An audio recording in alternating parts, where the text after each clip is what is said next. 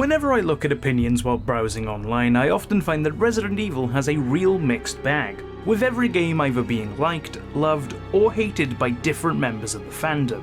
And today's game is the real opinion divider. Hey everyone, Kane from VividChim here, and last episode we actually covered the Resident Evil 2 remake, the game that I was most excited to play before starting this franchise review.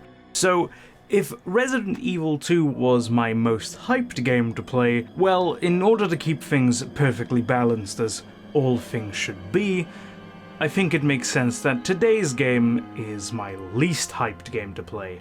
But why is that? Well, let's find out as I ask Resident Evil Code Veronica, how bad can it be?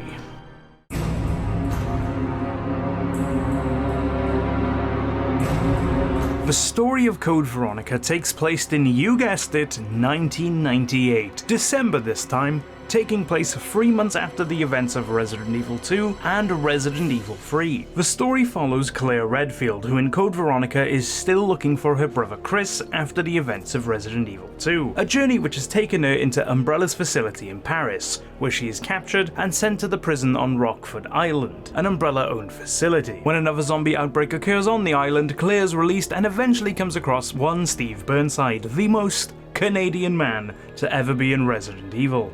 Sorry about that little misunderstanding, but I thought you were another one of those monsters. Shut up! From a narrative perspective, Code Veronica has aged like a fine glass of milk. One of the main villains in Code Veronica is referred to as a, and I'm quoting this by the way, cross-dressing freak, and at one point Steve literally crashes a crane, thus releasing poisonous gas, because he was too busy checking out Claire, which admittedly was pretty funny. I've seen a lot of people clamour for Code Veronica to get a remake, and this really shined a light as to why it probably won't get one for quite some time. When one of your major villains' entire gimmick is that they're a psychotic cross-dresser, that wouldn't really fly in 2020, and then what does Capcom do? Now, there are certainly ways where Capcom could approach this, but honestly, this is a deterrent nonetheless. Also, you know, the story kind of sucks. It's a nice continuation, but it comes across as a bit bland. It sacrifices any real substance that it could have had, and it ended up replacing it for different locations to distract you from how there's no real reason to care at all.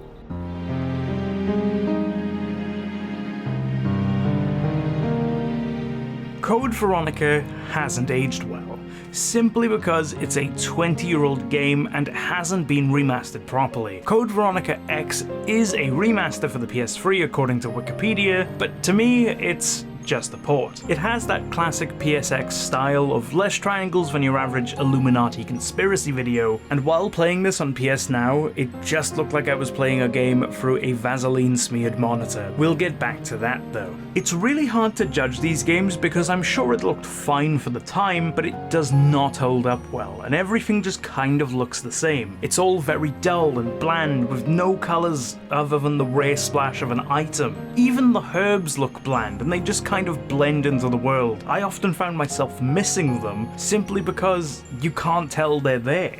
A game like this doesn't need to be colourful, but it does need to be visually interesting to keep the immersion and catharsis of the player in check. If you lose either of those things, then you haven't got much hope in winning them back, and Code Veronica doesn't have it at all. Audio-wise, I didn't really remember anything other than the save room theme, which is admittedly amazing. There seems to be this trend where the worse RE games have the better save room themes.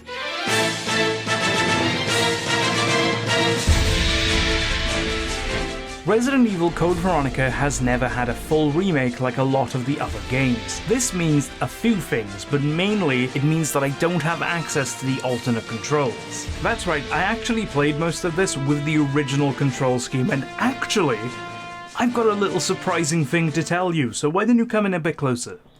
Just a little bit closer? A little bit more.